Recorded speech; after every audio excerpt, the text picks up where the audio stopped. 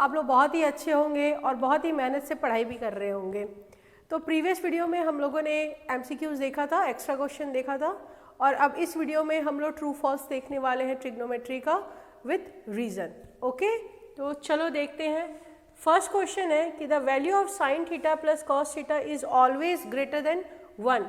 Sine theta and cos theta की value हमेशा 1 से बड़ी होगी, ये कह रहे हैं। ठीक है, तो एग्जांपल ले लेते हैं। लेट अगर थीटा की वैल्यू 0 है तो उसके लिए sine 0 degree plus cos 0 degree करके देख लो। साइन 0 की वैल्यू कितनी होती है 0 एंड कॉस 0 की वैल्यू कितनी होती है 1, तो कितना आ गया 1। लेकिन यहाँ पर इन्होंने बोला ग्रेटर देन 1, ना कि इक्वल्स टू 1 बोला, तो इसलिए ये स्टेटमेंट जो है हमारा ये एक फॉल्स स्टेटमेंट हो गया। ठीक है, क्योंकि ऑलवेज ग्रेटर देन 1 नहीं होगा, 1 के इक्वल भी हो सकता है। ओके, चलो अब नेक्स्ट क्वेश्चन में देखते हैं। The value of tan theta when theta is acute angle increase as theta increases. कह रहा है कि जब थीटा की वैल्यू बढ़ती है तो टेन थीटा की वैल्यू भी साथ साथ बढ़ती है। तो देखो ऐसे तो हमने वो टेबल हमारे पास है ना, ट्रिग्नोमेट्रिक रेशियो वाला 0, 30 डिग्री एंड 45 डिग्री, 60 एंड 90 वाला। इसके अकॉर्डिंग भी हमें पता है कि 10 की वैल्यू कितनी होती है, 0 से स्टार्ट होता है, 45 में 1 होता है और फिर यहाँ पे जाके इनफाइनाइट हो जाता है। तो जैसे जैसे थीटा इंक्रीज हो रहा है वैसे वैसे 10 की वैल्यू भी इंक्रीज हो रही है। ठीक है, इस तरह से भी हम कर सकते हैं कि ये स्टेटमेंट ट्रू है। और एक और एग्जाम्पल के थ्रू भी आप कर सकते हो कि जैसे लेट एक ये राइट एंगल ट्रायंगल है, ठीक है, और ये हमारा थीटा एंगल है। ठीक है, तो इस केस में टेन थीटा कितना हो जाएगा, टेन थीटा इक्वल्स टू होता है P/B, तो ये हो जाएगा AC/BC। अब कह रहा है कि व्हेन थीटा इंक्रीजेस, थीटा कब इंक्रीज होता है, तो हमें पता है कि जब हम पास आते जाते हैं तो थीटा इंक्रीज होता है। मतलब B से मैं B1, ये वाला डिस्टेंस मेरा कम होगा तो यहाँ से मेरा थीटा इंक्रीज हो जाता है। ठीक है, तो इसका मतलब है कि जो B' है वो जो है उसकी वैल्यू लेस देन BC है, ये छोटा है BC से। ठीक है, तो अगर मैं tan θ1 निकालूं तो ये कितना हो जाएगा AC/B'C। AC तो हमारा फिक्स ही है परपेंडिकुलर, तो B' जो है वो BC से छोटी वैल्यू है। ठीक है, तो हमें पता है कि जब डिनोमिनेटर छोटा होता है तो हमारा ओवरऑल आंसर बड़ा आता है। मतलब tan θ1 की वैल्यू tan θ से बड़ी आएगी।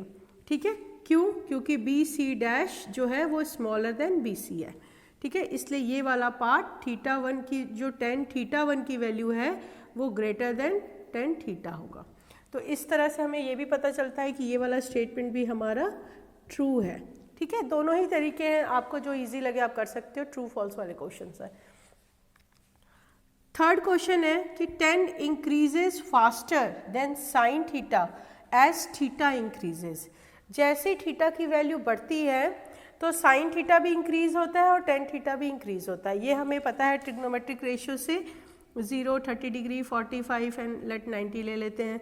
तो साइन में हमें पता है ये 0 और इसकी वैल्यू 1/2, 1/√2 और इसी तरह से फिर यहाँ 1 आ जाता है। और अगर 10 की वैल्यू आप लोगे तो 10 की वैल्यू 0, 1 एंड इनफाइनाइट आ जाता है। तो यहाँ पर लेकिन ये क्वेश्चन पूछ रहा है कि tan थीटा की वैल्यू साइन थीटा से ज़्यादा तेज़ी से बढ़ रही है, ये प्रूफ करना है। ठीक है, तो ये कैसे करेंगे, देखो tan थीटा की वैल्यू क्या होती है, tan थीटा की वैल्यू होती है sine theta over cos theta. अब जब थीटा इंक्रीज होता है तो हमें पता है कि थीटा इंक्रीज होने से साइन थीटा की वैल्यू भी इंक्रीज होती है, यहाँ पर भी हम देख रहे हैं। लेकिन थीटा के इंक्रीज होने से कॉस थीटा की वैल्यू क्या होती है, वो तो डिक्रीज होती है ना।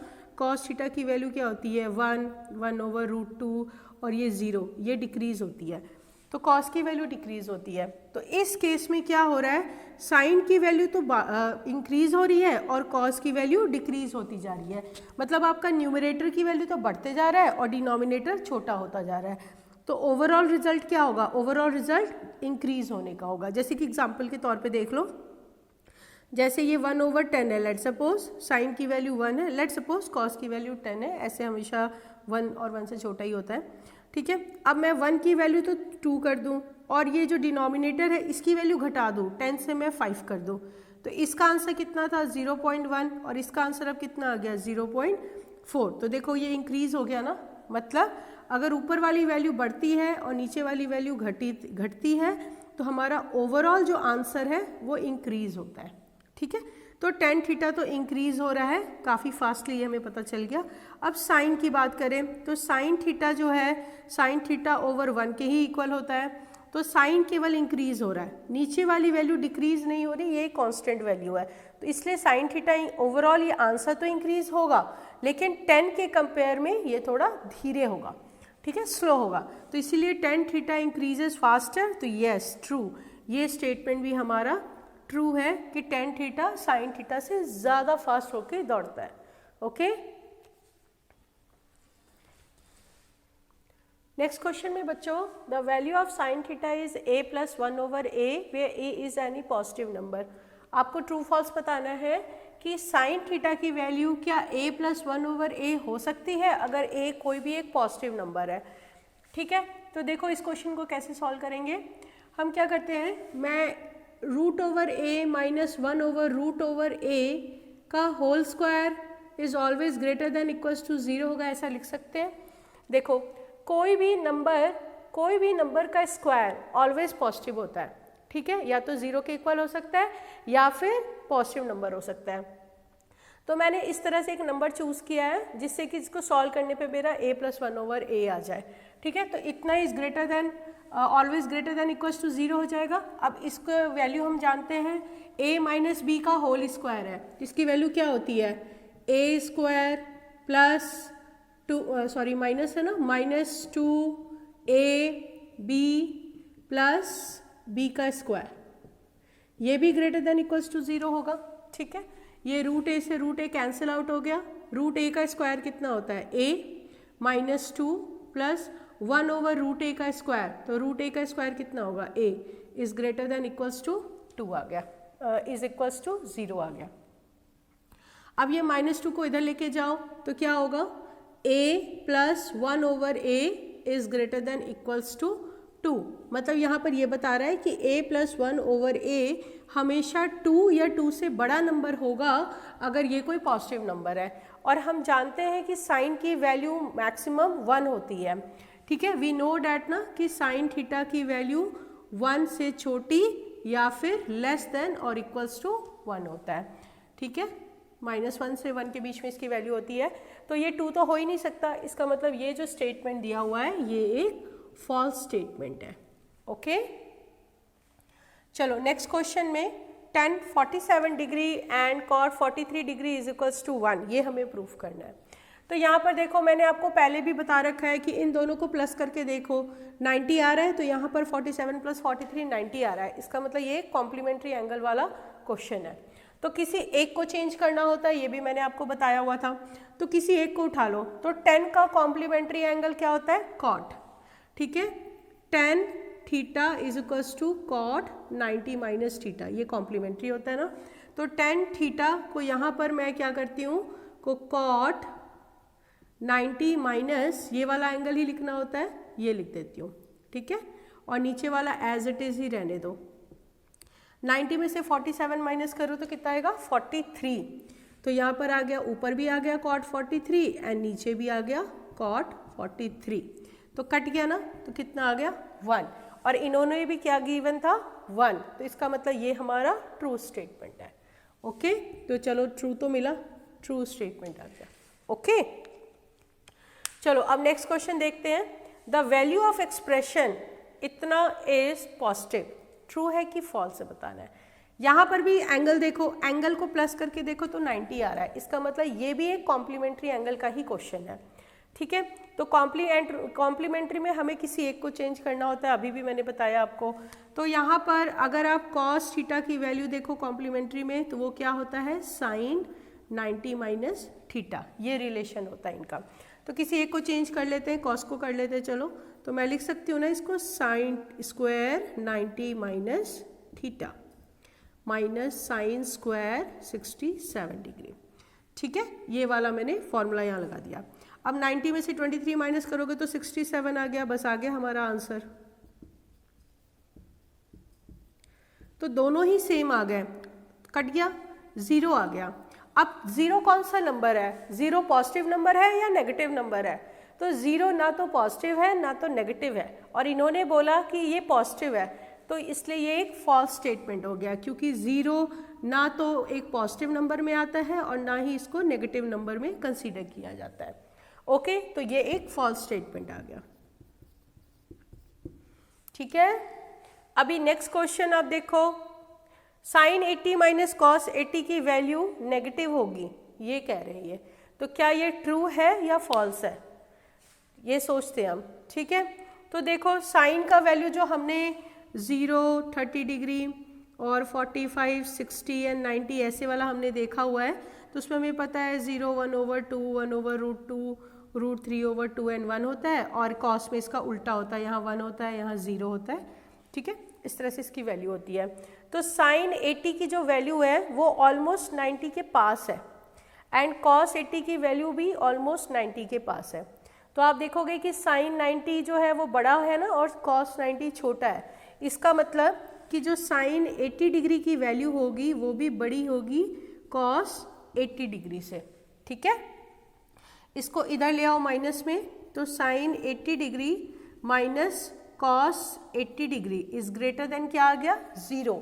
ग्रेटर देन 0 मतलब क्या होता है, पॉजिटिव नंबर। ठीक है, और इन्होंने क्या बोला, नेगेटिव नंबर, तो ये स्टेटमेंट क्या हो गया, फॉल्स हो गया। तो ये हमारा फिर से अगेन एक फॉल्स ही स्टेटमेंट है।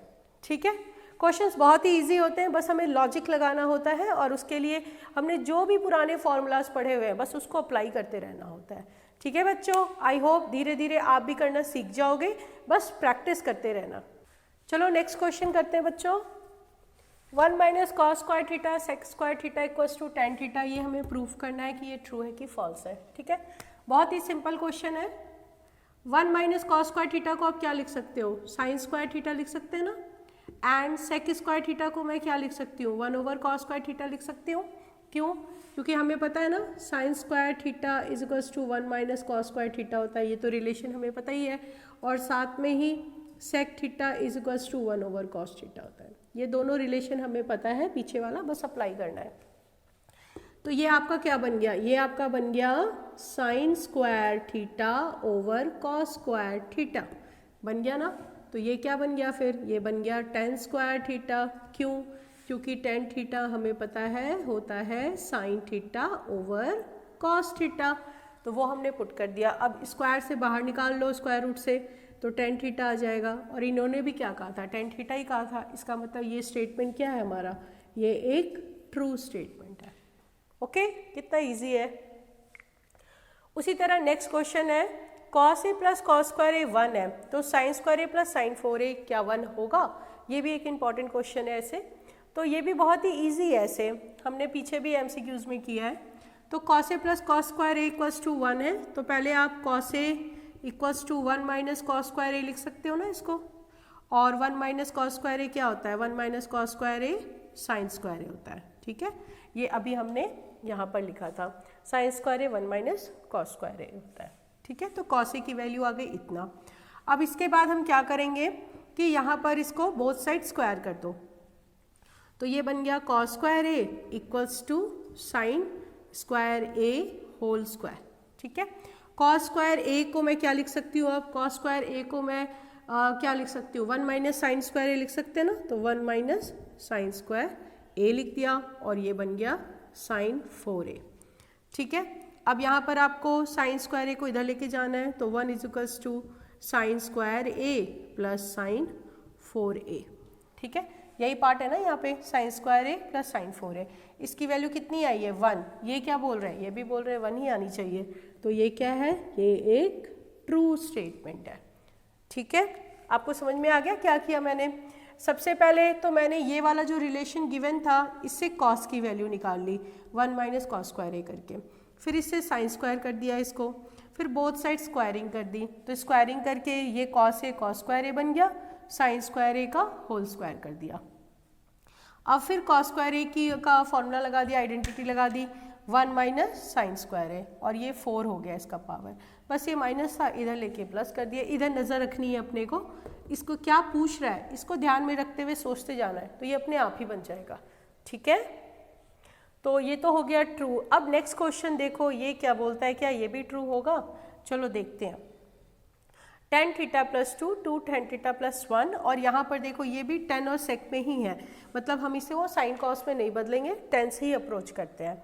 तो पहले टेन थीटा से मैं ये दोनों को मल्टीप्लाई कर लेती हूँ, तो ये क्या बनेगा 2 ten square theta plus tan theta, और अब 2 से इनको कर लेते हैं, तो ये हो जाएगा 4 टेन थीटा प्लस 4, ठीक है। इसको इससे कर लिया 2 टेन स्क्वायर थीटा, इसको इससे कर लिया टेन थीटा, इसको इससे कर लिया 4 टेन थीटा प्लस 4।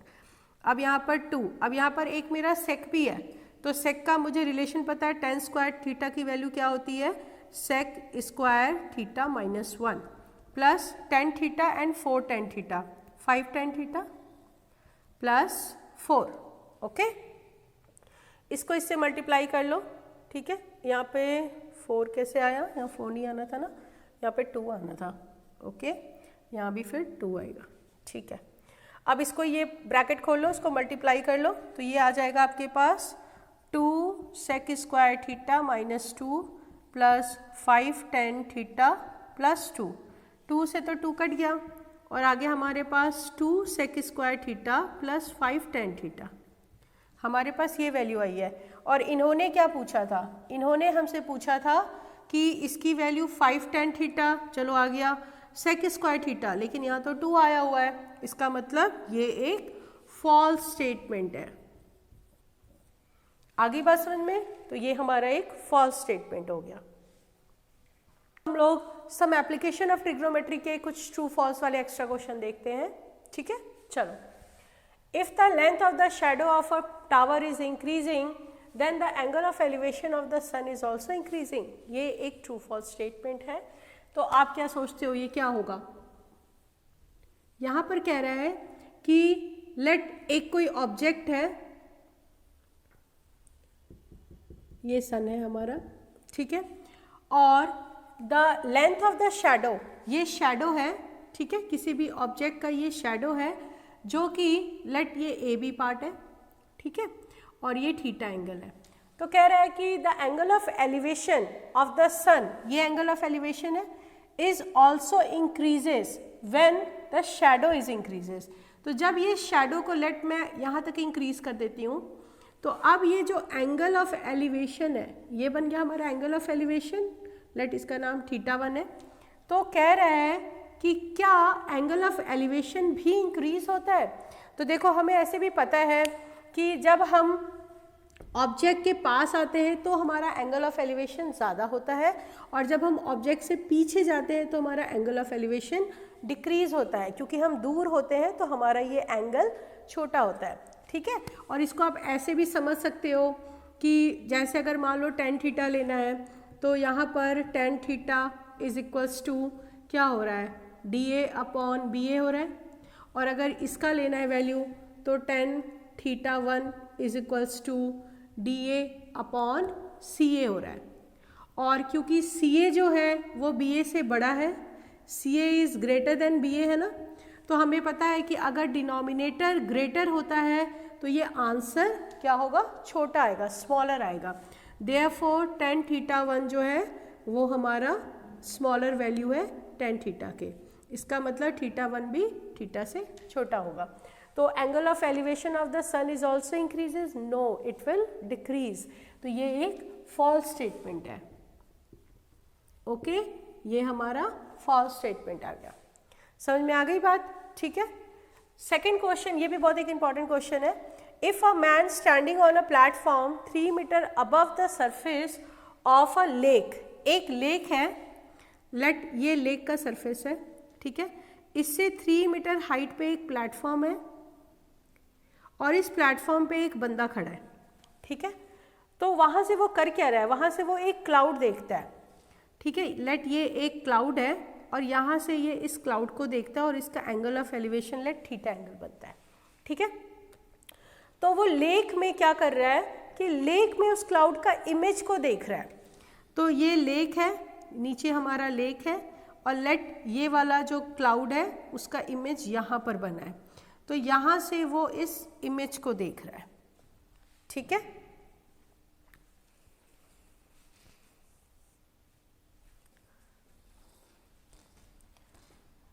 यहाँ पर देख रहा है, ठीक है।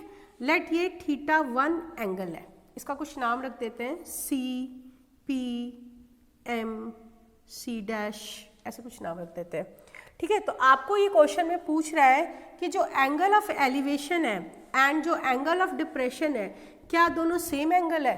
तो क्या आपको क्या लगता है, सेम है? नहीं, ये सेम नहीं है, ये एक फॉल्स स्टेटमेंट है। देखो कैसे, यहाँ पर अगर आप ये वाला ट्रायंगल चूज करते हो, ठीक है, लेट यहाँ से यहाँ तक की हाइट क्या है, h है, ठीक है। जो मेरा प्लेटफॉर्म है वहाँ से क्लाउड की हाइट h है, और यहाँ से यहाँ की हाइट फिर कितनी हो जाएगी, यहाँ से यहाँ तक ये तो h है और ये 3 है, तो ये h+3 हो जाएगा ना, यहाँ से यहाँ तक तो h है, ठीक है, और ये 3 है यहाँ से यहाँ तक, तो ये वैल्यू आ गई h+3। इसका मतलब कि अगर ये वाला जो tan थीटा है इसकी वैल्यू कितनी आ रही है, इसकी वैल्यू आ रही है h/pm, और जो नीचे वाला tan थीटा 1 है, मतलब जो हमारा एंगल ऑफ डिप्रेशन है, तो ये वाला अगर मैं ट्रायंगल चूज करूं तो इस ट्रायंगल में थीटा के सामने ये p होता है ना, तो ये h+3/pm। बेस तो दोनों का सेम है, लेकिन इनके परपेंडिकुलर की वैल्यू में फ़र्क है, तो क्या दोनों वैल्यू सेम होगी? नहीं होगी। इसका मतलब कि tan theta is not equals to tan theta 1, या फिर theta is not equals to theta 1, मतलब जो हमारा एंगल ऑफ एलिवेशन है और जो एंगल ऑफ डिप्रेशन है वो दोनों सेम नहीं है। ओके, ये तो ट्रू फॉल्स के क्वेश्चन है, लेकिन इसका ऐसे भी क्वेश्चन सॉल्व करने के लिए भी आता है, वो हम लोग आगे की वीडियोस में इसको सॉल्व भी करेंगे। ये एक बहुत ही इंपॉर्टेंट क्वेश्चन है। नेक्स्ट क्वेश्चन में बच्चों क्या देखते हैं हम लोग कि 2 sin theta can be a+1/a के फॉर्म में एक्सप्रेस किया जा सकता है अगर a is a positive number and a is not equals to 1। मतलब ये कह रहे हैं कि a की वैल्यू 1 नहीं होनी चाहिए और पॉजिटिव भी होनी चाहिए, मतलब आप 2, 3, 4 कुछ भी ले लो, 1 नहीं लेना आपने, ठीक है। तो देखते हैं, चलो 2 sin थीटा की वैल्यू a+1/a के इक्वल है। इन्होंने कह रहा है कि क्या ये इक्वल हो सकता है, तो लेट हम लोग a की वैल्यू एक बार 2 लेके देख लेते हैं कि यहाँ पे क्या होता है। तो क्या होगा, 2 sin theta is equals to a की जगह पे 2 + 1/2, इसको सॉल्व कर लो तो एलसीएम आ गया 2, 2 2 4 + 1, तो ये कितना आ गया 5/2, और ये किसकी वैल्यू आई है, 2 sin थीटा की वैल्यू इतनी आई है, ठीक है। तो अब 2 को इधर लेके आते हैं तो कितना हो जाएगा, तो sin theta is equals to 5/2, 2 जा 4, इसकी वैल्यू कितनी होती है, इसकी वैल्यू होती है ऑलमोस्ट 1.25, ठीक है। और क्या sin थीटा की वैल्यू 1 से बड़ी हो सकती है, तो नहीं, हमें पता है कि sin थीटा की वैल्यू जो होती है वो ऑलवेज लेस देन और इक्वल्स टू 1 हो सकता है, तो इसलिए ये जो है इसकी ये वैल्यू हमारी 1 से बड़ी है, इसलिए ये एक फॉल्स स्टेटमेंट है, क्योंकि sin की वैल्यू कभी भी 1 से बड़ी नहीं हो सकती है, ठीक है। तो इसका आंसर हम क्या लिखेंगे, ये क्या है, ये एक फॉल्स स्टेटमेंट है, ठीक है। चलो नेक्स्ट क्वेश्चन देखते हैं। cos theta equals to this one where a and b are 2 distinct number, 2 अलग अलग नंबर होने चाहिए, और इस तरह के वो नंबर होने चाहिए जो कि जिनको मल्टीप्लाई करो तो ग्रेटर देन 0 आए, मतलब पॉजिटिव नंबर आए। तो हमें पता है कि 2 नंबर आइदर वो दोनों पॉजिटिव है तब मल्टीप्लाई करो तो पॉजिटिव आता है, या फिर दोनों ही नेगेटिव है तब मल्टीप्लाई करो तो वो पॉजिटिव आता है, ठीक है। मतलब सेम साइन होना चाहिए, आइदर दोनों पॉजिटिव होने चाहिए या दोनों नेगेटिव होने चाहिए, तब ये हमारा प्रोडक्ट पॉजिटिव आता है, ठीक है। तो हम लोग क्या करते हैं, और इसमें 2 डिस्टिंक्ट वैल्यूज़ हैं, तो हम लोग a एंड b दो भी कोई वैल्यू लेट कर लेते हैं। लेट a इक्वल्स टू 1 है and b is equals to 2 है, और यहाँ पुट करके देखते हैं क्या होता है। तो cos theta is equals to 1 का स्क्वायर प्लस 2 का स्क्वायर ओवर 2 इंटू 1 इंटू 2, तो 1 + 4 ओवर 4, 5/4, इसकी वैल्यू 1.25 होती है, ठीक है। अब cos की वैल्यू आ गई 1.25, और जैसे sin की वैल्यू 1 से ज़्यादा नहीं हो सकती, cos की वैल्यू भी 1 से ज़्यादा नहीं हो सकती है, तो ये वैल्यू ग्रेटर देन 1 है, लेकिन हमें पता है कि cos थीटा की वैल्यू जो है वो ऑलवेज जो है लेस देन और इक्वल्स टू 1 होना चाहिए, तो इसलिए ये स्टेटमेंट भी हमारा क्या हो गया, फॉल्स हो गया, ठीक है। तो ये भी एक फॉल्स स्टेटमेंट है। सेम इस क्वेश्चन को आप नेगेटिव नंबर्स लेके भी कर सकते हैं, -1 -2 लेके कर लोगे तो भी वही आ जाएगा, क्योंकि यहाँ स्क्वायर है, पॉजिटिव हो जाएगा, यही वैल्यू आ जाएगा, और ये माइनस माइनस प्लस, सेम ही आंसर आने वाला है। ओके, क्वेश्चन नंबर 11 में the angle of elevation of the top of a tower is 30 degree. एक टावर है और उसके टॉप का जो एंगल ऑफ एलिवेशन है वो 30 डिग्री है। ठीक है, ये हमारा टावर है और ये 30 डिग्री है। If height of a tower is doubled, अब कह रहा है कि अगर इस टावर की हाइट को डबल कर दी जाए तो जो एंगल ऑफ एलिवेशन बनता है, ठीक है, लेट यहाँ से यहाँ तक पहले h है और अब मैंने डबल कर दिया तो ये 2h हो गया, तो एंगल ऑफ एलिवेशन कितना बना, ये वाला एंगल ऑफ एलिवेशन बना। तो कह रहा है कि angle of elevation of the top will also be doubled. तो कह रहा है कि अगर मैं टावर की हाइट को डबल कर दूं तो क्या उसका एंगल ऑफ एलिवेशन भी डबल हो जाएगा, मतलब 30 से ये 60 डिग्री हो जाएगा। ठीक है, ये इन्होंने पूछा है हमसे। ठीक है, तो चलो करके देखते हैं होता है कि नहीं होता है।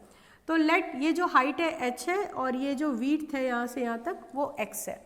ठीक है, तो पहले tan 30 डिग्री ले लेते हैं। tan 30 degree is equals to क्या हो जाएगा, h/x, और tan 30 की वैल्यू कितनी होती है, tan 30 की वैल्यू होती है 1/√3 इज इक्वल्स टू h/x। तो क्रॉस मल्टीप्लाई कर दो तो x is equals to h√3 आ गया। ठीक है, अब ये बड़े वाले ट्रायंगल में देखते हैं क्या होता है हमारे साथ। तो लेट tan θ1 नाम रख लेते हैं एक बार को। ठीक है, और देखते हैं कि क्या होता है। तो tan θ1 is equals to 2h/x। अब x की वैल्यू कितनी है, x की वैल्यू है h√3, कटिंग कर दोगे तो 2/√3 आ गया। ठीक है, तो हमें तो क्या चाहिए था, हमें चाहिए था tan 60 डिग्री। tan 60 की वैल्यू कितनी होती है, tan 60 की वैल्यू होती है √3, और यहाँ पर क्या आया है 2/√3 which is not equals to √3। इसका मतलब ये जो हमारा θ1 है वो 60 डिग्री नहीं आया है, तो ये एक फॉल्स स्टेटमेंट है। ओके, तो यहाँ पे हमारा फॉल्स आ गया, मतलब θ1 is not equals to 60 degree, तो आंसर विल बी फॉल्स। ठीक है, चलो अब ये लास्ट क्वेश्चन देखते हैं। If the height of the tower and distance of a point of observation from its foot both are increased by 10%। ठीक है, कह रहा है कि यहाँ पर एक ये टावर है, लेट इसकी हाइट h है और इसका एंगल, इसका जो विड्थ है वो x है। तो कह रहा है कि अगर इसकी हाइट और इसके विड्थ दोनों को ही 10% इंक्रीज कर दिया जाए, तो लेट ये मैंने इंक्रीज कर दिया और ये बड़ा वाला बना दिया। ठीक है, हाइट को 10% इंक्रीज करना है तो h प्लस 10% ऑफ h हो जाएगा ना, और उसी तरह width x plus 10% of x के इक्वल हो जाएगा। ये इतना इतना हो गया। ठीक है, तो कह रहा है कि the angle of elevation of its top remains unchanged. तो यहाँ पर जो ये एंगल ऑफ एलिवेशन बन रहा है और यहाँ पर ये जो एंगल ऑफ एलिवेशन बन रहा है, तो कह रहा है कि क्या ये दोनों अनचेंज्ड है, मतलब θ इक्वल्स टू θ1 है, ये प्रूफ करना है हमें। ओके, तो चलो देखते हैं क्या होता है। सबसे पहले यहाँ पर tan θ निकाल लेते हैं। तो यहाँ पर tan θ कितना हो जाएगा, वहाँ पर जो tan θ है उसकी वैल्यू हो जाएगी h/x। ओके, अब ये वाले केस में देखते हैं यहाँ पर tan θ क्या होता है। तो पहले इसको सॉल्व कर लेते हैं। तो यहाँ पर आप एलसीएम ले लोगे तो ये बन जाएगा 100h प्लस 10h, 110h/100। ठीक है, तो ये कितना हो जाएगा, ये हो गया 1.1h। ठीक है, इसी तरह से आप इसको भी सॉल्व कर लो। इसको मैं यहाँ पे कर देती हूँ, x प्लस 10/100x, एलसीएम ले लेंगे तो 100x प्लस 10x, 110x/100। ठीक है, इसको डेसिमल में कन्वर्ट करोगे तो 1.1x आ जाएगा। तो इसकी वैल्यू 1.1h है और इसकी वैल्यू 1.1x है। अब आप इसका tan θ1 निकाल लो। तो tan θ1 is equals to 1.1h/1.1x। ये तो कट ही गया, इक्वल्स टू h/x आ गया, और h/x है क्या, वो तो tan θ है। तो यहाँ पर इसको लिख दो tan θ। तो आप क्या देख रहे हो कि tan θ1 और टेन थीटा दोनों सेम है, थीटा 1 एंड थीटा, ये जो एंगल ऑफ एलिवेशन है ये सेम है, इसका 1 थीटा 1, इसका मतलब है theta 1 is equals to theta है। तो यही तो हमें प्रूव करना था, इसका मतलब ये हमारा एक ट्रू स्टेटमेंट है। ओके, आई होप आपको समझ में आ रहा होगा बच्चों। तो अगले वीडियो में हम लोग फिर इसका 8.3 करेंगे और प्रैक्टिस करते रहो, और आपको कोई भी डाउट होगा तो हमेशा मैं अवेलेबल हूँ, आप कभी भी मेरे से कोई भी क्वेश्चन पूछ सकते हो, कमेंट बॉक्स में आप डाल देना, मैं उसका ज़रूर से आंसर करूँगी।